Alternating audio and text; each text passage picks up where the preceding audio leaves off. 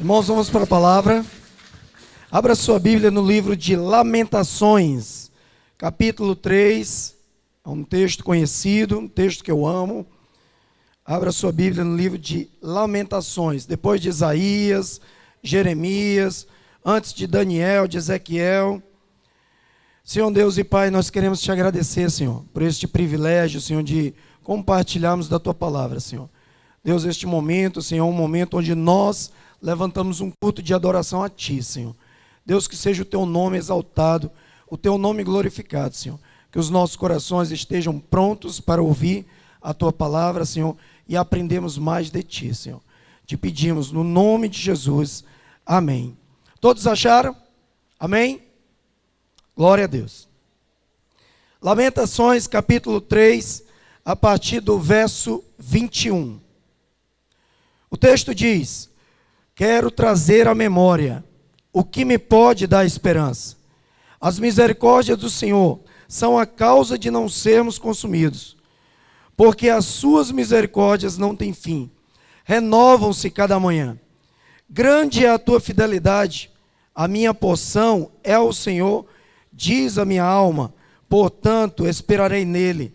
Bom é o Senhor para os que esperam por ele, para a alma que o busca.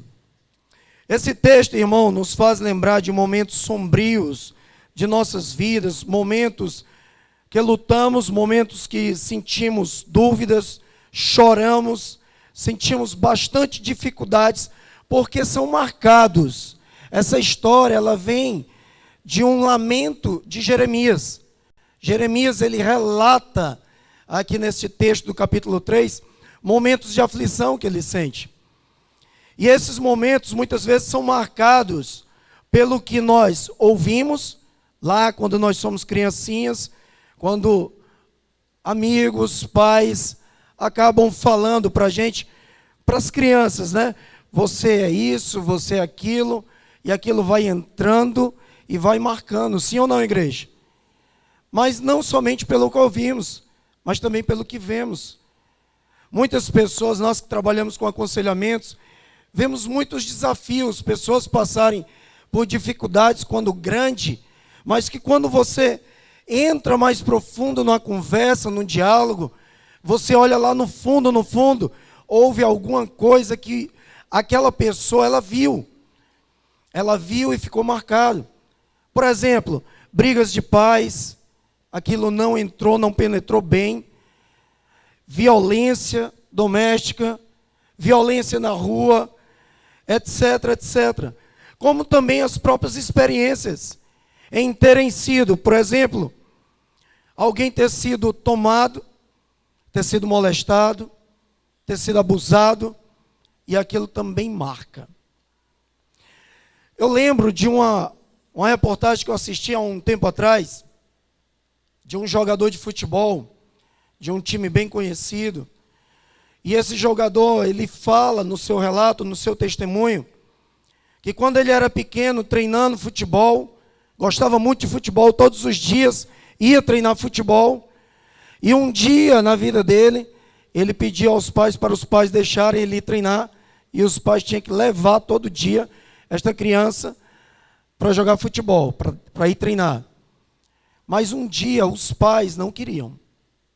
Teve um dia que os pais não queriam levar esse filho. E o filho insistia, chorava. Pai, me leva para o futebol. Pai, me leva para o futebol. E os pais, não, meu filho, hoje nós não vamos levar você. E aquele menino insistia. Até que os pais fizeram o quê? Cederam. E levaram aquele filho ao treino de futebol. E no meio do caminho, quando aquele menino estava, quando aqueles pais, aquela família, estavam indo para o treino de futebol, eles foram surpreendidos por dois homens numa moto. E aqueles dois homens abordaram o carro e anunciaram um assalto. E naquele assalto houve uma tragédia. Além do roubo, mataram os pais daquele garoto. Aquele garoto ficou marcado com aquela cena. E o pior, ele cresceu, ele se desenvolveu, se culpando, achando que por ele ter insistido, de ter pedido ao pai e à mãe Vem, pai, vamos, mãe, me leva ao treino, eu quero ir, eu quero ir. E de tanto insistir, eles viram que ele imaginou que aquela cena aconteceu por conta dele.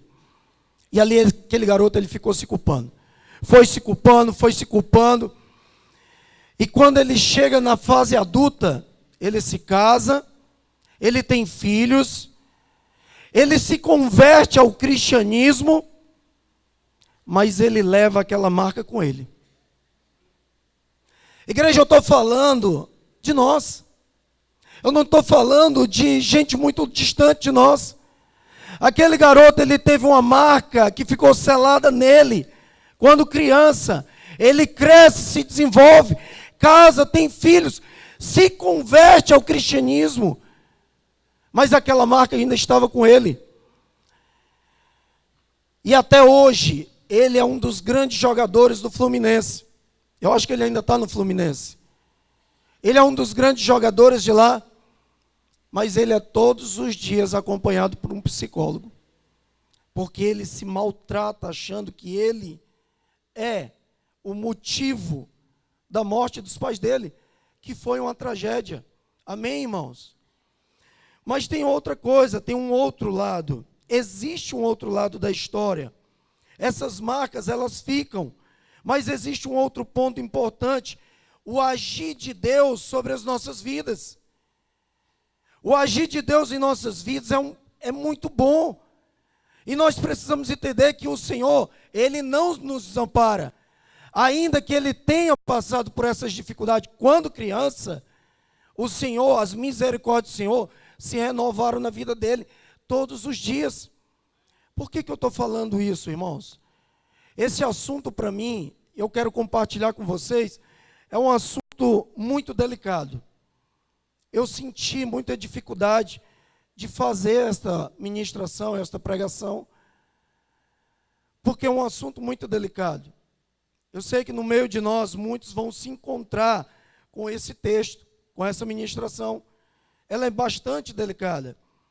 A bondade e a compaixão de Deus, elas são inegociáveis, irmãos. Ela não depende de nós. Elas são disponíveis gratuitamente para cada um de nós. Mas existe uma resposta-chave para a gente receber esta bondade, essa misericórdia, esta compaixão de Deus. Nós precisamos esperar nele, esperar no Senhor, esperar com resistência. Como assim, pastor, com resistência? É isso mesmo. Resistência é aguentar o trampo.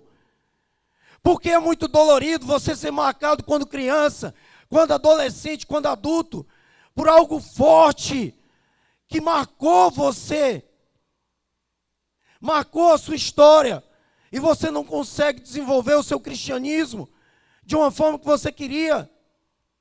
Há uma luta interior. Eu quero desenvolver, mas tem algo que impede, percas, decepções, tantas coisas que podemos citar, meus irmãos.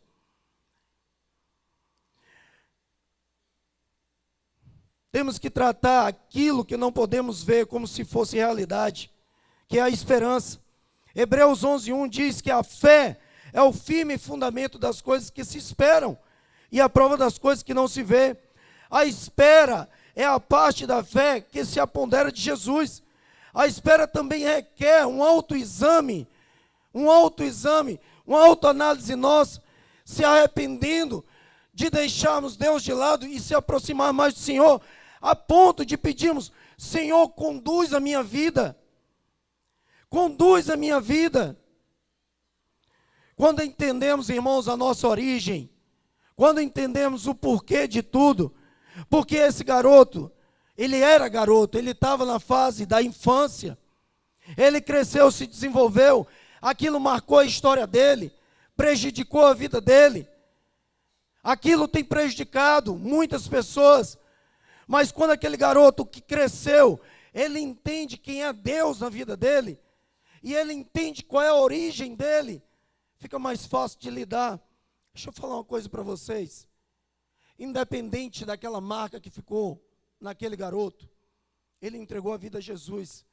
independente da marca que tem acompanhado vocês, vocês entregaram a vida a Jesus. E deixa eu te falar uma coisa, vocês hoje são marcados por Jesus. Hoje vocês são selados com o sangue de Jesus, amém? Você recebe isso? Você pode dar um glória a Deus? Então eu quero te convidar, irmãos, a voltar lá no início para a gente poder entender o que ele passou e como nós devemos sair dessa. Abra sua Bíblia lá no livro de Gênesis, capítulo 1, sem desmarcar o livro de Lamentações. Gênesis capítulo 1, versículo 26 e 27, diz assim: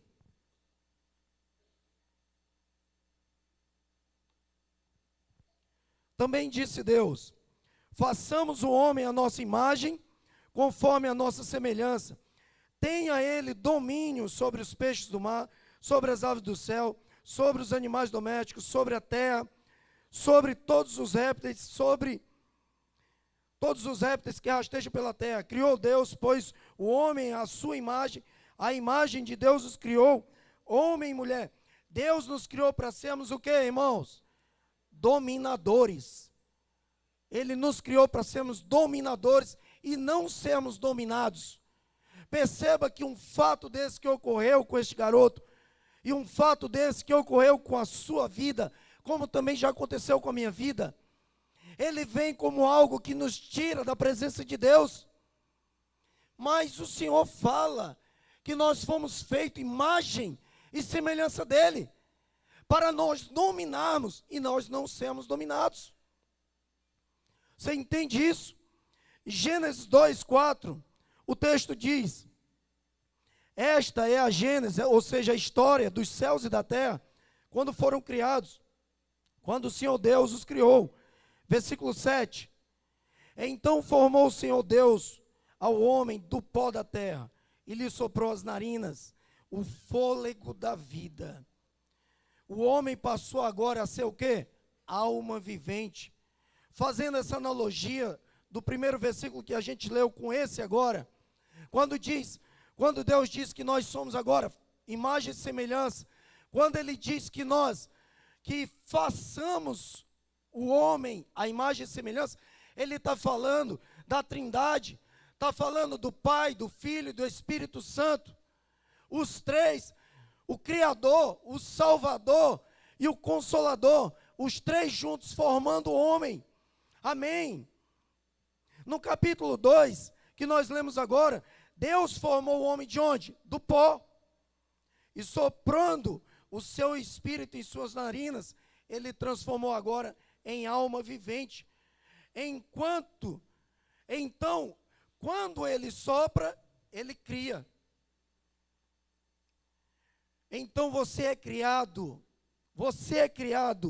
de dentro de Deus. Amados, nós viemos de onde? Nós fomos formados de onde? Do pó da terra. Amém? Mas não foi o suficiente para nos dar vida. Foi preciso o sopro do Espírito. Deixa eu te falar uma coisa. Você só está vivo agora porque o sopro do Espírito de Deus está em ti. Você entende agora que dentro de você, existe a presença de Deus? Que você só está vivo porque o sopro do Espírito está em você? Amém, irmãos? A nossa natureza, ela vai voltar para onde quando nós morrermos? A nossa natureza da carne volta para onde? Para o pó. Mas o meu espírito e teu espírito volta para onde? Para o Senhor. Nós vivemos na carne, mas nós não somos carne, somos espírito. Nós estamos na terra, mas somos do céu. A nossa origem não é das coisas deste mundo. Engana-se dizer que a minha origem vem dos meus pais. Não. Meus pais contribuíram para o meu nascimento. Mas a minha origem, a tua origem, vem do Senhor. Nós viemos de um Deus Todo-Poderoso. E nada, irmãos, nada pode nos tirar isso. Você não é rotulado pelo que você faz. Isso é oportunidade. Oportunidade que a natureza nos dá. Você não é rotulado por isso, você aproveita a oportunidade na natureza e toma posse das coisas. Você é rotulado como filho de Deus. Sim. Este é o rótulo que tem para você. Filho de Deus, quando você entregou a sua vida a Jesus, você se tornou filho de Deus, selado com o sangue do Cordeiro. Amém? A Bíblia diz que você é obra de Deus, Gênesis 1, 27. Você é criado de maneira especial, Salmo 139, 14. Você agora é amado por Deus, 1 João 4, 10. Salmo 139, de 1 a 3, ele fala que você é conhecido por Deus. Jeremias 29, 11, fala que você é criado com um propósito. Efésios 2, 10 diz que você é único e diferente, porque somos feituras, criados em Cristo Jesus para as boas obras, as quais Deus preparou para os que andássemos nela. E quem ama Jesus, quem entregou a vida a Jesus, olha só o que você é quando você entregou a sua vida a Jesus.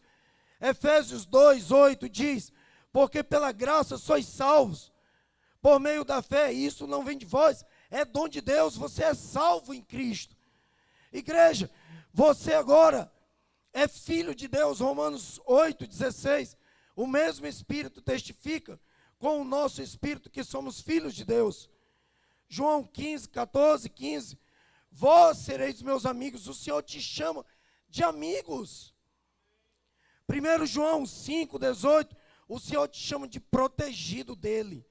Sabemos que todo aquele que é nascido de Deus não peca, mas o que é de Deus que é gerado, conserva-se a si mesmo, e o maligno não pode tocar. João 3,16 fala que nós somos herdeiro da vida eterna, porque Deus amou o mundo de tal maneira, que deu o seu único filho, para que todo aquele que nele crê, não pereça, mas tenha vida eterna. Amém? Somente assim, compreendendo quem nós somos em Jesus Cristo, é que nós conseguimos falar e viver o amor de Cristo. É somente eu entendendo a minha natureza, de onde eu venho, qual a minha origem, quem é o Senhor para mim, o que significa Deus para mim, é que eu consigo ter uma vida de oração e leitura da palavra. Amados, no jardim do Éden, isso foi perdido. Na queda, pós o jardim do Éden, este relacionamento do homem com Deus foi perdido. E as gerações e gerações foram marcadas por pecados e mais pecados. Nós habitamos num mundo pecaminoso. Nós habitamos num mundo cheio de caos. Se eu perguntar a cada um de vocês aqui, quantas histórias de tragédias vocês teriam, ou viveram, ouviram, ou presenciaram, cada um tem uma cena. Cada um tem algo a falar. Tudo isso aconteceu porque o homem foi pecador lá no jardim do Éden. E o que Jesus veio fazer? Jesus veio nos resgatar ao início de tudo. Jesus veio nos resgatar ao primeiro amor, que é voltar ao início de tudo. A uma vida de santidade, a uma vida seguindo e obedecendo os caminhos do Senhor. Porque o Senhor, Ele quer o melhor para a gente, para cada um de nós. Amém, igreja? Quando nós fazemos isso, nós entendemos quem nós somos, consequentemente passamos a dar frutos, e os dons espirituais, eles vêm sobre as nossas vidas, a ponto de nós edificarmos a nossa igreja com nossos dons e talentos. Os nossos dons e talentos, ele não serve para a gente viver a nossa vida individual, irmãos. Não é para isso. Cada um de vocês aqui tem um dom que foi estabelecido, derramado na vida de vocês. E a união desse dom se forma igreja. É através do teu dom, do meu dom, de cada dom, que nós formamos a igreja do Senhor Jesus. Mas a igreja do Senhor Jesus hoje está diferente. Cada um que tem o seu dom tem procurado viver da sua forma. E a cruz tem cada vez ficado mais distante. Vocês conseguem entender isso? E nós somos tão vulneráveis, nós, as nossas famílias, os nossos filhos, quando nós, que já somos adultos, quando nós nos distanciamos da cruz do Senhor, há uma consequência que vem arrastando várias gerações. Várias gerações. Amém, igreja? Viva o reino de Deus, não viva numa ilha. O reino de Deus sempre vai ser diferente de uma ilha. Nós precisamos andar cheios do Espírito Santo. Temos mais alegria em ter Deus com a gente. Eu vi um testemunho recentemente que me constrangeu. Nós brincamos muito aqui quando falamos em acampamentos de casais. A gente diz, quantos dias nós estamos casados, não é assim? Anos, meses, dias, é o tempo que eu tenho de casado. Isso não é ruim, isso é bom. Mas eu fui constrangido por um irmão. Esse irmão tinha tanto amor, tanta vontade de Deus. Gente, transbordava, mas transbordava tanto, que eu me lembrei dessa cena quando ele disse a quantidade de dias que ele tinha entregue a vida dele a Jesus. Ele contava cada dia que ele tinha entregue a Jesus. Gente, foi uma tapa na cara.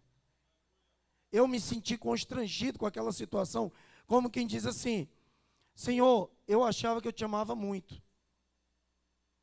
Só que a resposta do Senhor foi assim, eu sei que você pensava que eu te amava muito, porque você estava entrando numa zona de conforto, só que eu sempre vou te mostrar alguém que sempre busca me amar mais e mais.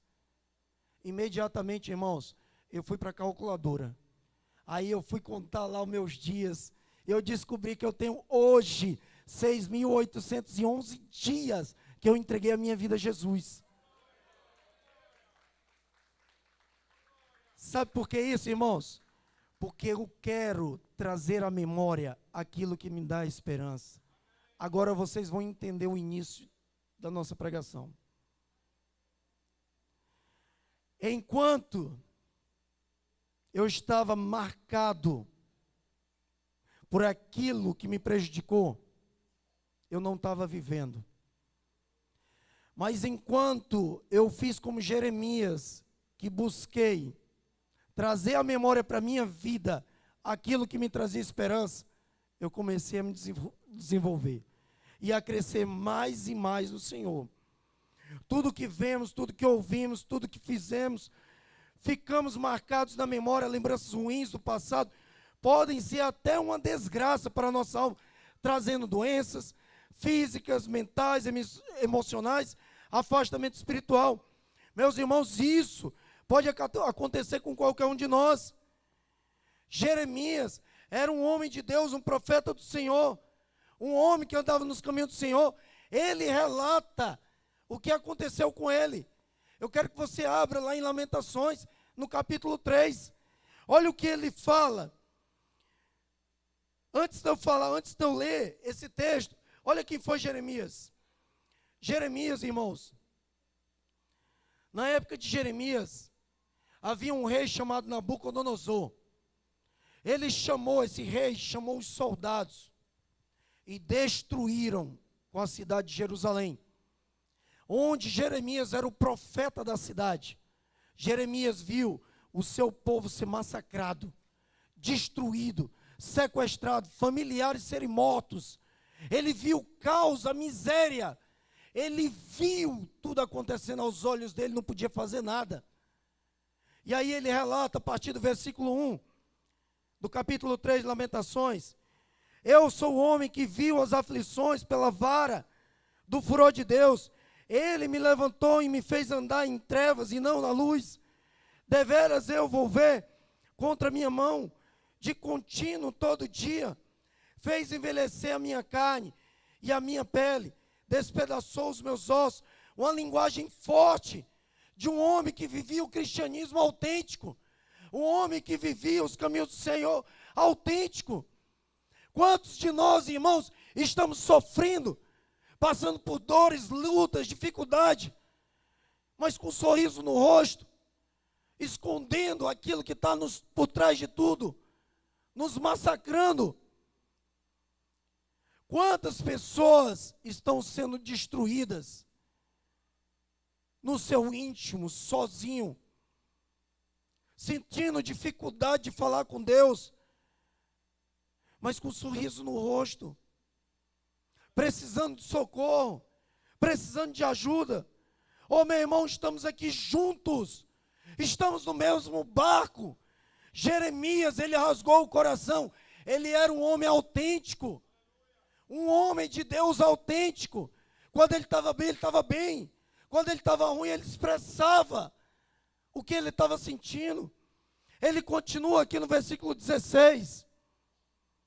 Fez-me quebrar com pedrinhas de areia os meus dentes, cobriu-se de cinza. 17, afastou a paz da minha alma, esqueci-me do bem. Olha como estava a cabeça dele.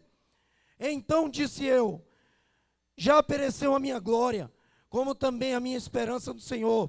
Lembra-te da minha aflição e do meu pranto, do absinto e do veneno. Minha alma continuamente os recorda e se abate dentro de mim. Todos os dias vinha a memória de Jeremias, as coisas que ficaram marcadas lá em Jerusalém. Talvez hoje tenha pessoas aqui que todos os dias lembra das marcas de alguma coisa que aconteceu lá atrás. Marcas profundas, cicatrizes espirituais, que machucam até hoje o seu coração. Que toda vida, quando você quer chorar, você trava. Toda vida, quando você quer se envolver no relacionamento, não dá, não tem confiança. Algo que te prende, que te bloqueia. Você quer receber os dons espirituais, falar em línguas estranhas, você até crê, mas não desenvolve, porque está travado. Quantas pessoas estão travadas porque existem marcas do passado? Jeremias sentiu isso na pele, irmãos. Jeremias era um profeta. Ô irmão, você não é diferente. Está todo mundo no mesmo barco, ó, todo mundo. A diferença é porque eu estou aqui em cima. Estamos todo mundo no mesmo barco. Todos. Um profeta do Senhor. Jeremias, ele falou daquilo que marcava todos os dias a vida dele. Era algo que estava atormentando a mente dele. Mas veja só o posicionamento dele. O que ele fez quando a alma dele estava afetada? Versículo 21. Senhor, eu sei que está acontecendo um destroço na minha mente. A minha alma está tão dolorida. Mas aí vem o versículo 21. Mas eu quero, Senhor, eu decido trazer à memória aquilo que me dá esperança. O que traz a esperança, irmãos? Deixa eu te falar, olha para mim aqui, ó. Olha para mim.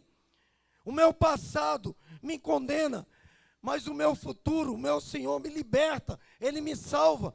O meu passado me diz que houve maldição, que houve palavras doloridas, palavras de maldição, mas o Senhor me deu palavras boas, palavras de bênção, palavras de refrigério. O meu passado me mostra moléstia, me mostra gente me abusando, gente me acusando, pessoas me condenando, mas o meu Deus, Ele diz que eu sou livre, livre para adorar, livre para viver para Ele. O meu passado, Ele me trazia pensamentos ruins, pensamentos de guerra, de condenação, de mal-estar, mas o meu Deus, Ele me liberta, me traz para perto dEle. De onde virá o meu socorro? O meu socorro vem do Senhor. É assim que o Senhor faz. Esse Jeremias queria isso. Ele sabia que quando ele olhava para trás, que ele olhava para a família dele e via uma família destruída. As pessoas mais próximas a ele já estavam mortas, outros estavam presos, outros estavam no cativeiro, outros estavam na miséria. Aquilo doía o coração daquele homem. Só tinha uma coisa, só tem uma coisa, irmãos, para mim e para você. Nós precisamos canalizar todo o nosso pensamento para o Senhor. Eu não estou dizendo que quando você, vamos ser bem real, quando você começar a focar em Deus, você vai esquecer. As marcas vão ficar, porque ela está marcada. Ela está marcada. Mas enquanto você for mais cheio do Senhor, quanto você for mais cheio de Deus, você vai olhar para o problema e vai tratar o problema do jeito que ele é. Eu estou no meio da igreja. O meu passado está aqui. O meu problema está aqui. O meu Deus está aqui no meu lado. Para onde eu me aproximar vai ser o que vai vencer. Se eu me aproximar para cá, o que vai ter perto de mim? Os problemas. O mal vai estar comigo. Se eu ficar mais um pouquinho, irmãos, vai piorar. Se eu ficar pensando ainda nas marcas do passado, do problema. Lembra lá daquele jogador de futebol? Até hoje ele luta. Mas ele já se tornou um adulto, profissional, casado, com filhos. Se ele continuasse aqui, ele ia entrar num nível, num estágio pior. Pior da vida dele.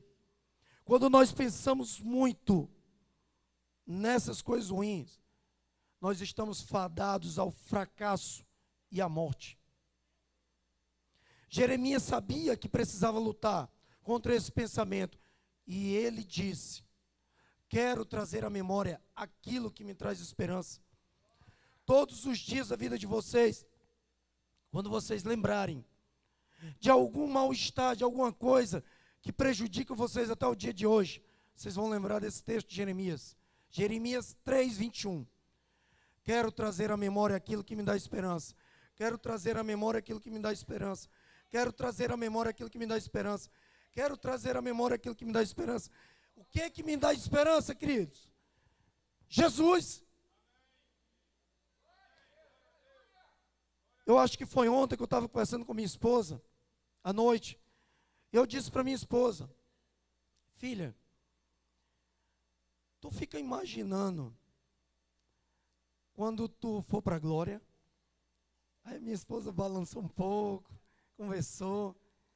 Eu não estava falando de morte, não era isso, ela entendeu morte. Eu estava falando de glória. Irmãos, constantemente eu fico imaginando eu lá no céu. Sabe aquele texto lá de Apocalipse que diz que não vai haver mais doença, choro, ranger de dente, nada disso, não vai mais haver sofrimento? Pois eu fico imaginando. Eu fico imaginando que não vai ter nem noite lá. Nem noite. Porque Deus é luz. Só existe noite porque há trevas. Mas se Deus é luz, estou na minha cabeça, né? Eu não estou falando aqui parte teológica, estou falando aqui a intimidade com o Senhor. Eu imagino que, irmãos, lá vai ser dia. A Bíblia diz que a gente não se cansa. A gente só dorme porque a gente se cansa. Mas lá não vai precisar. E eu fico imaginando isso. Se eu tive vários traumas de infância, vários, eu não consigo ficar lembrando deles, porque eu fico procurando ser cheio de Deus. Enquanto eu ficar imaginando as coisas do céu, eu vou estar preenchido. Para que eu vou olhar, perder tempo com essas coisas? Mas pastor, eu perdi a pessoa mais importante da minha vida.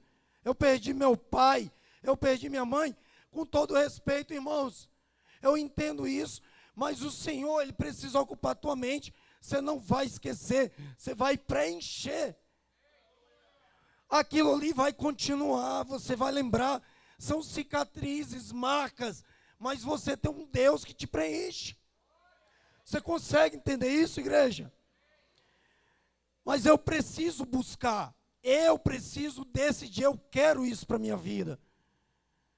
Olha aqui o que diz em Jeremias 29, 13:14. Buscar-me-eis e me achareis quando me buscardes de todo vosso coração. Serei achado de vós, diz o Senhor, e a tua sorte mudará. Amém? Jeremias, ele lembra, quando ele busca, ele começa a lembrar de outras coisas. E ele lembra aqui no versículo 22, que diz assim, que as misericórdias do Senhor, elas se renovam a cada dia. A cada dia. As misericórdias do Senhor são a causa de não sermos consumidos, porque as suas misericórdias não têm fim, renovam-se cada manhã. Quando ele entende isso, ele entende que a misericórdia do Senhor está com ele. Você sabe o que é misericórdia? É graça. É a mesma graça do Novo Testamento, só que no Antigo Testamento. É um favor imerecido que Deus proporciona a mim e a você. Nós não merecemos, mas o Senhor te dá e te dá de graça, irmãos. Você está entendendo? Quantos vocês estão entendendo? Amém, glória a Deus. Estamos finalizando, irmãos. Deus te ama tanto, tanto, tanto, tanto, irmãos. Isso é independente do que esteja passando com a tua vida. É independente. Deus te ama muito. Deus, ele zela por você. Jeremias lembrou, mesmo que o mundo me traga aflições, lutas, destruições, traições, o Senhor, ele se mantém fiel. O Senhor, ele se mantém fiel. Em Lamentações 23, a parte B, grande é a tua fidelidade. Jeremias, ele entendia e ele fazia isso. Toda a dificuldade que ele tinha, ele passava para o Senhor. Porque se ele fosse resolver pela força da própria mão, ele não conseguiria. Ele precisaria de Deus. Deixa eu perguntar uma coisa aqui para vocês. Quantos aqui já passaram por algumas marcas no passado? Levanta o braço. Muita gente mesmo. Coisas que vêm. Quantas pessoas dessas que eu falei? Quantas até hoje, sejam sinceros, até hoje, vem na tua lembrança com frequência? Levanta o braço. Você está entendendo o que eu estou dizendo? Versos 24, 25. A minha porção é o Senhor. Diz a minha alma, portanto, esperarei nele. Olha o que Jeremias falando. Jeremias relatou toda a dificuldade que ele tinha. De vir a lembrança dele, a memória dele, todos os dias. Mas ele tinha que canalizar para o Senhor. E ele se satisfazia em buscar uma porção a cada dia. A cada dia ele buscava um pouco mais de Deus. Não era muito, um pouco mais. Só um pouquinho mais é o suficiente. Olha só. Jesus disse assim: meu povo, eu posso rasgar um pouquinho o coração? Posso ou não? Sim. Jesus diz assim: meu povo perece por falta de conhecimento das Escrituras. Perecer significa morrer. Morrer espiritualmente. Eu vou falar algo aqui e, por favor, entenda que não é diretamente para você. Mas eu estou falando no geral, um contexto geral. Eu sou coordenador da escola bíblica. E antes, quando eu fui convidado para ser coordenador da escola bíblica, eu fui fazer uma pesquisa online no Brasil. E liguei para alguns colegas que têm seminários. Seminários de teologia. Tem vários espalhados no estado do Ceará. Escola bíblica tem em várias igrejas. Você sabe qual o nível de frequência de escola bíblica? 5% da igreja. 5% da igreja no Brasil inteiro, não é só na Nova Criação. 5% participa da escola bíblica. Eu pergunto a você, será que o restante está todo preparado? Porque até hoje, eu fiz 4 anos de teologia e ainda continuo na escola bíblica. Minha esposa nasceu na fé, foi professora de escola bíblica durante anos até hoje está na escola bíblica. Honestamente, irmãos, será que nós diariamente, já que a gente não vem para a escola bíblica, será que nós estamos nos preparando?